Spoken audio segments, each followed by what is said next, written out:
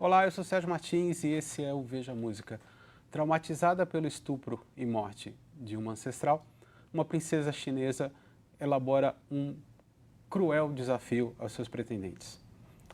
Ela faz 3 perguntas e quem conseguir resolver esses 3 enigmas casa com ela. Caso contrário, ele tem sua cabeça decepada.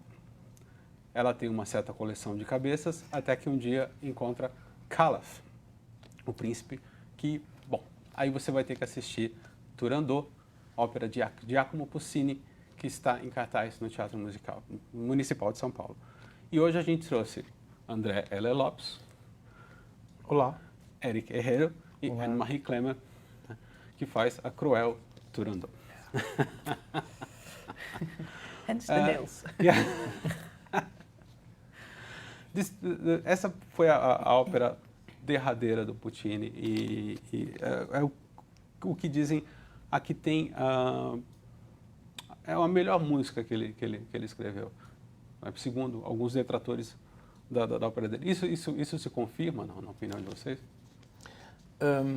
Eu acho que sim, ele é um mestre da arte dele, da tecnologia mesmo, né?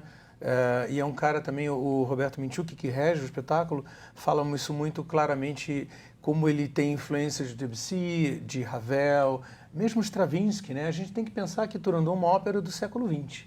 É uma ópera que estreia póstuma, estreia após a morte dele em 24, estreia em 26. Então, quer dizer, ele começa a falar de Turandot em 20, 18, 20, e ele escreve para o libretista, o Simone, numa carta em 1920, que ele queria fazer Turandot com uma visão, com um olhar, uma maneira moderna. Eu acho que isso é muito importante entender. Agora, o Turandot tem vários finais. Esse é usado, o final do Alfano. Tem um final escrito pelo Berio, tem um final do Alfano revisto pelo maestro Arturo Toscanini.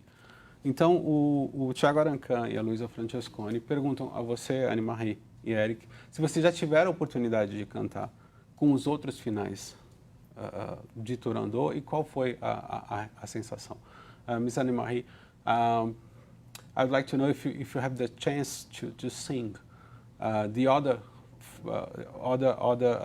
finals of the opera, revised by Berio or Alfano and Toscanini, and what is the difference? What is the reaction? We studied the other version, so the longer version, the original one, and I loved it, I must say. The difference is the one that is played everywhere in the world, that one that we're doing also, is much shorter. And the funny thing is that I found it very interesting to see the transition of the original piece he composed to the shorter one, which actually the longer one, of course, makes much more sense because he really had to shorten it a lot for Toscanini, because he got really, really very upset, I think. If I were in his shoes, I would have let it be as it was, because I really like the longer version a lot. Yeah. Ela falou que ela já cantou algumas versões e ela prefere a versão mais longa, que os personagens se desenvolvem melhor. Mas o Toscanini, que é o grande maestro Arturo Toscanini, que estreou Turandot, não foi? Estreou, 26. Ele simplesmente reduziu para ela se tornar, talvez, acho que mais palatável. Você já cantou, Eric? Eu estou estreando o papel, primeira vez que eu faço o Calaf.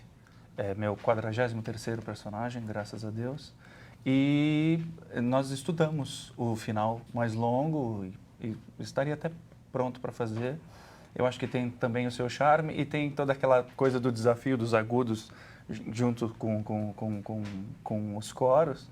E é muito, muito legal, super excitante fazer aquele também.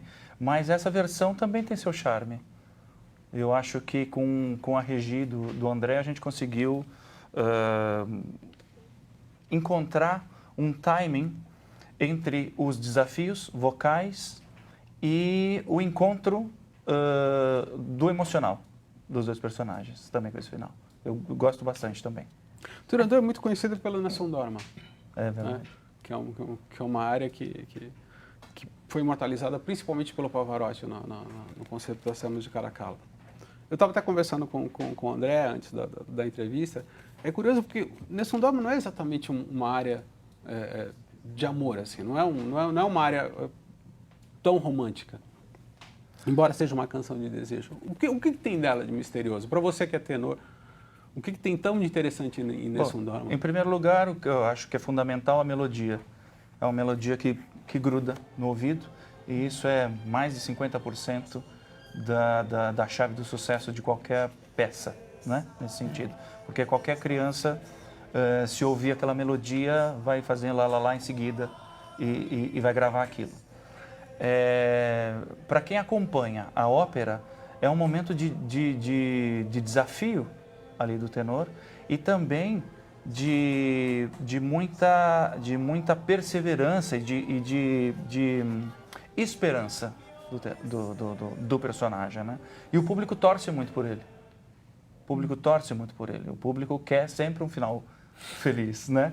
E o Nessun Dorma, com a linha que vem depois da entrada do coro, é uma coisa super desafiadora, né? Sempre muito aguda, e isso vai fazendo com que o público se envolva naquilo até que chega o agudo final, que é arrebatador. Sim. Eu acho que são esses os elementos fundamentais. Agora, é uma área que foi cantada por Mario Lanza num filme de Hollywood. Tem essa versão do Pavarotti. Ela já foi cantada por bandas de heavy metal. Ela já ganhou uma versão rock do Roy Orbison. Qual o desafio? Michael Bolton, né? Também gravou. Michael Bolton também? Sim. Não, isso eu prefiro não lembrar. Michael Bolton is too... They don't pay me that much for listening to Michael Bolton. Mas qual a principal dificuldade de se cantar Nessun Dorma, tecnicamente falando? Tecnicamente, é porque, como ela vem com uma escrita aguda desde o início, quando você vem depois do Mal mio mistero chiuse me, il nome mio nessun saprà, no. Daqui em diante é tudo agudo. E você precisa saber mesurar a quantidade de energia que você coloca em todas essas frases e também no di legua notte, para você chegar inteiro para o agudo final. Muito sangue frio. Que é um si natural.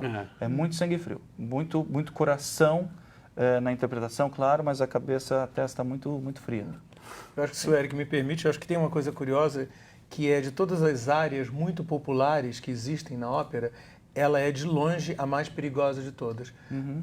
Você pode argumentar que o Di Quella Pirra, né, ou a área dos 9 dóis são também complicadas, mas não são tão pops, né? Exato. Então, assim, se você for olhar a Baneira da Carmen, Traviata tem o Brinde, Cold Hoffman, Baccarola, Talvez o Babino Ladonna Caro. Mobile seja um Mobile, pouco né? assim. La Donna Mobile é um pouco, mas é mais...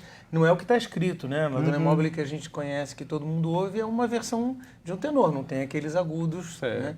O Verdi não tinha aquilo na cabeça, mas enfim... Na verdade, se a gente for pelo lado do que está escrito, o agudo final do Nessun Dorma nem era pensado para ser tanto tempo segurado, mantido, né? Era Vincero, mas a partir do Pavarotti... E viva a Fermata, ele né? deixou esse problema para a gente. Viva a Fermata. Outra questão que o Thiago mandou, que em Turandot o Puccini teria se inspirado em temas numa viagem que ele fez para a Ásia e de músicas que ele teria escutado lá. É isso mesmo, não?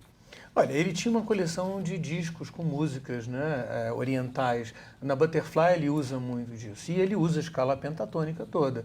Mas eu acho que muito mais do que isso, ele se inspira realmente... Aquilo que a gente falou, né, desse discurso musical, essa chinoiserie, que é muito da época dele, dessa virada do século. Se você for ver toda a pintura impressionista, expressionista, tem muito disso, né? O fauvismo do Gauguin.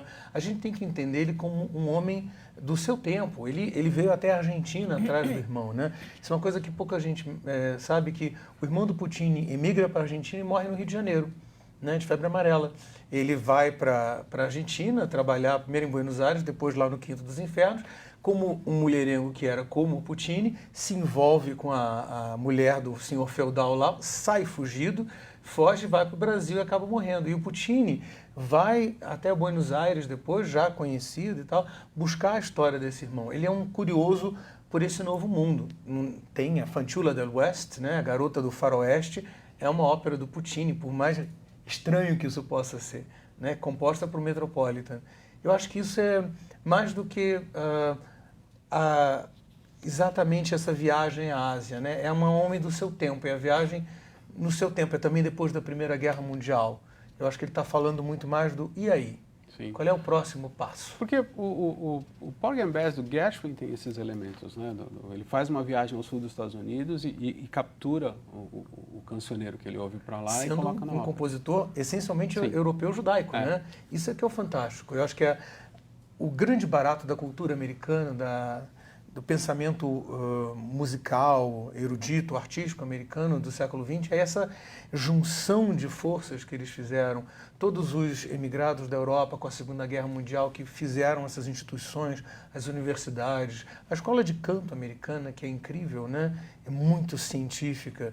Eu acho que isso por isso que é uma grande nação também. Eu acho, de certa forma, o que eles conseguiram conquistar, né? Com alguns exageros aqui e acolá, talvez, mas eu acho que culturalmente tem uma grande diversidade, né? Eu vou perguntar para você, Ana Marie, que uma das coisas que me impressionaram em Turandot, no começo, os carrascos e a própria Turandot, eles já estão acostumados. A cena do sacrifício dos príncipes vira uma coisa muito comum e muito banal. Em certo momento, acontece um sacrifício, né? E a própria Turandot começa a achar que isso é demais, né? Como é que você vê essa mudança do pensamento da Turandot?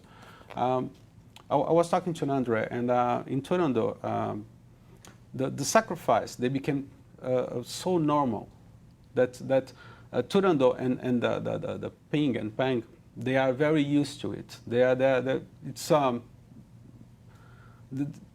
some kind of an entertainment. But in the certain moment of the plot, there is a sacrifice. And I think that Turandot and Ping and Pang, they say, that's too much. We came very far. How do you see these changes in the behavior and feeling, in thought of Turandot? You mean the last prince that is being sacrificed? Yeah. Yeah. Is she a serial killer?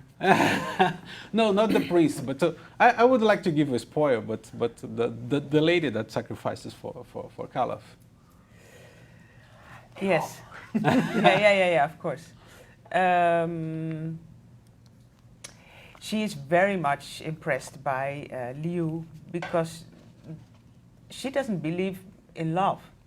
She doesn't even know it exists, I think. She has heard about it, of course, but this is a common thing even in the normal world. Before you really experience it, you don't, this kind of love between a man and a woman, you have to experience, otherwise you don't believe it. And I think it's for her an incredible eye-opener, if you want, to see this incredible feeling, and that she's willing to sacrifice her life for the man she loves.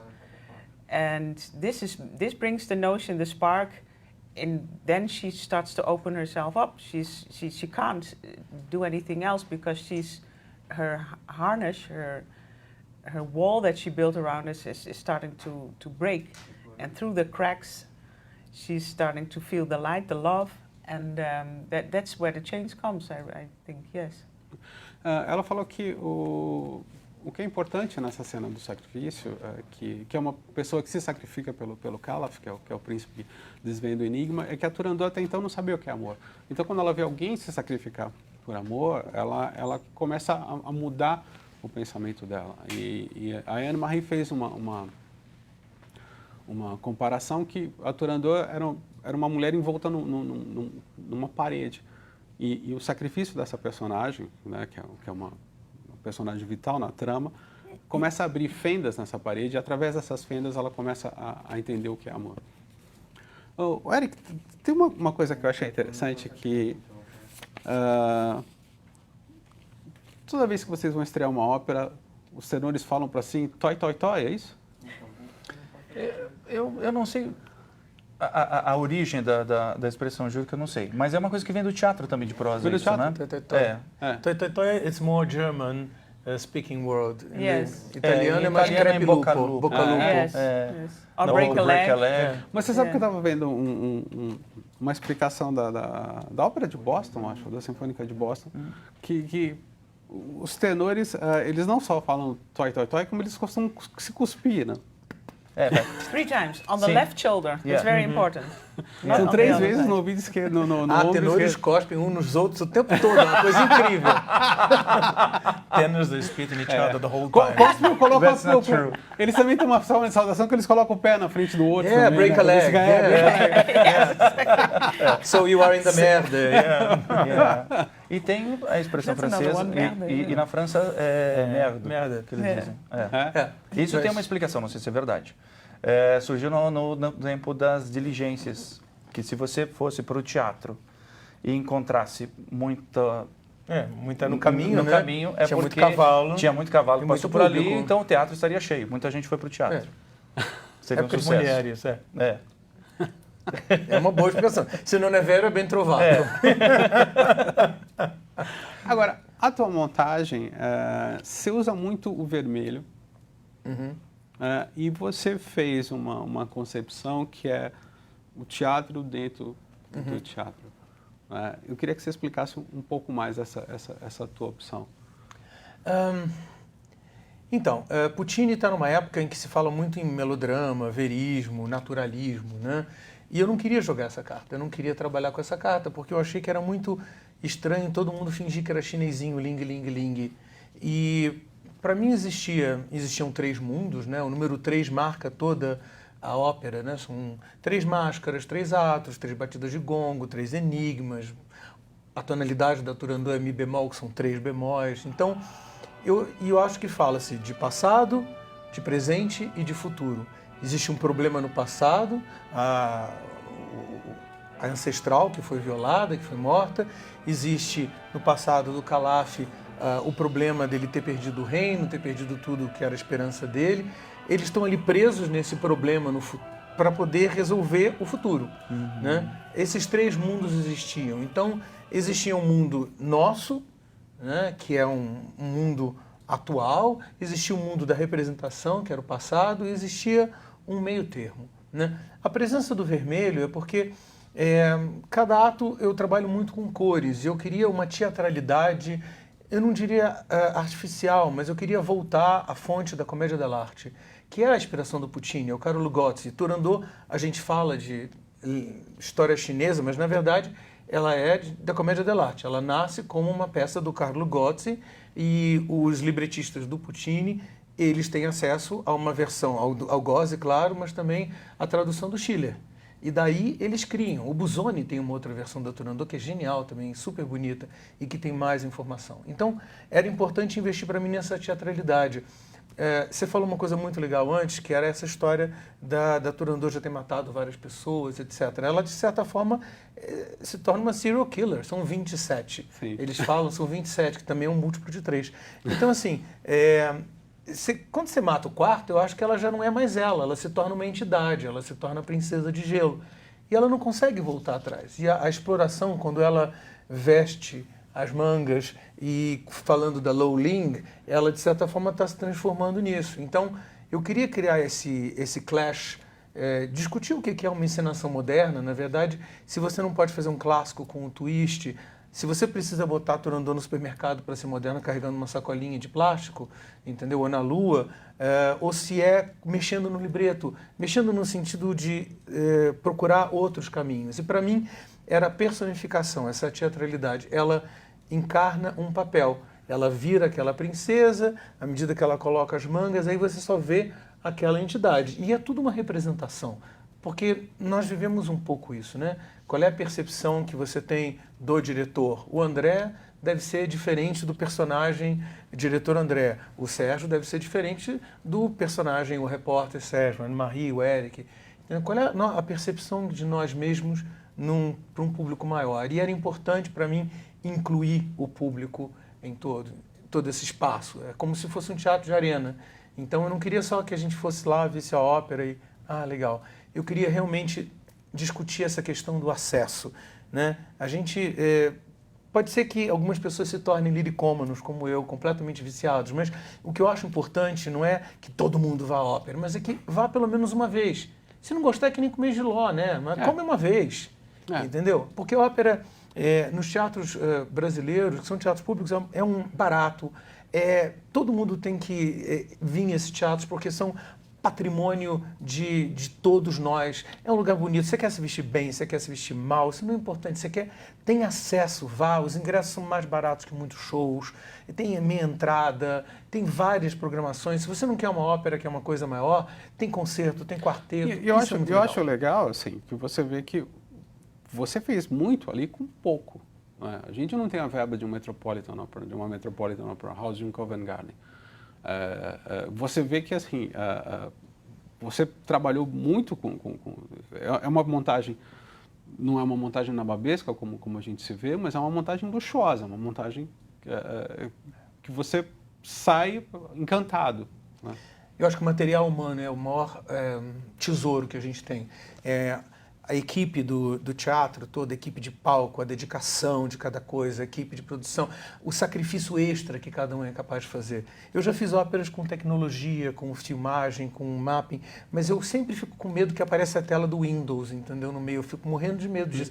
Então eu prefiro que eu tenha 10 atores mexendo uma escada e que seja tudo feito com o elemento humano, ainda mais quando você tem 135 pessoas no coro, né? Quando a gente começou a falar dessa ópera, eu estava jantando com o Roberto, eu acho que eu devia ter bebido demais. Eu falei, bota os 2 coros. Ele falou, que ideia bárbara, e é uma homenagem. Eu acho que a gente quer muito homenagear a orquestra, os 2 coros, e mostrar a importância da existência desses grupos artísticos para a nossa cultura mesmo. A gente, às vezes, talvez não tenha mesmo dinheiro do Sefirelli, mas a gente tem o nosso jeitinho charmoso, simpático. Agora, Anne-Marie, the battle, I could say, or the partnership between Turandot and Calaf, it's beautiful all over. But there is a part that, for me, it's very important. When she says to him, you have 3 questions on death, and he says, no, I have 3 questions in life. Do you think that this is the moment that she feels that he's different? So, eu estava falando para Anne-Marie que toda a cena da corte entre a Turandot e o Calaf é muito bonita, mas tem uma parte que ela fala, você tem 3 perguntas e a morte, e ele fala, não, eu tenho 3 perguntas e a vida. E eu queria saber se é nesse exato momento que ela acha que ele é diferente. Actually, she says later on in the opera, the thing that was so different about you was the certainty that shone from your eyes. And she saw it actually the very first moment she sees him. And this is even before she gives him the enigmas. And also before he says, no, what you just said, it's life. But it's the very first moment she sees him. And I think it's sort of, it's in a way her first steps towards him already. Her first steps of falling in love, seeing this completely, this man is completely certain of himself. And Ela fala que, na verdade, o que conquistou foi exatamente logo nos momentos iniciais da Turandot, que ela sente a certeza, a confiança nos olhos do Calaf. Mas eu ainda gosto muito dessa parte. Não sei se você tem... Eu acho que o tenor tem o estereótipo, inclusive no nosso meio, de que ele é cabeça vazia, que ele só pensa nos adultos, será? que ele não é muito inteligente, e etc, etc, etc. E até alguns personagens corroboram isso. E acho que o Calaf é a vingança nesse sentido. Porque ele, desde o início, ele chega com muita certeza, sabendo o que ele quer, vai atrás disso, não dá ouvidos a ninguém, né? Vai em busca do seu objetivo. E ele acerta os 3 enigmas. E sem Google. Sem Google. sem consultar no celular. Exato, entendeu? Sem A gente teve que achar um tenor inteligente, aí deu certo, viu? Foi isso. Bom, gente, a gente está caminhando para o final do programa. Eu queria agradecer muito a André Heller Lopes. Obrigado. Né? Anne-Marie Clement, que Obrigada. ganhou meu coração no domingo. You gained my heart on Sunday. Do O you know Eric the three também. enigmas? Hã? You have to solve three riddles. Você tem que descobrir 3 enigmas. I need a new one. E o Eric Herrero que também que fez um Calaf arrebatador. Super obrigado. Eu queria agradecer também a uma pessoa, já que o André estava falando em homenagens, eu queria agradecer a Cláudia Sabac, que é a assessora, que se empenhou como poucas para que a gente conseguisse fazer essa entrevista. Muito obrigado e até o próximo Veja Música.